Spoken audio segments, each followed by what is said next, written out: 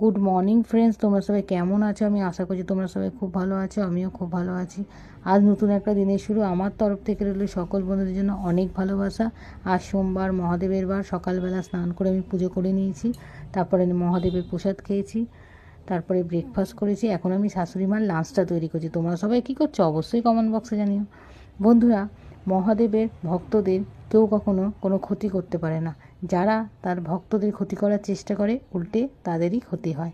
আর মহাদেবের ভক্তদের মহাদেব প্রতি পদে পদে পরীক্ষা নিয়ে চলেছেন। আর আমরা যখন মানুষ হয়ে জন্মেছি, আমাদের জীবনে তো দুঃখ কষ্ট থাকবেই।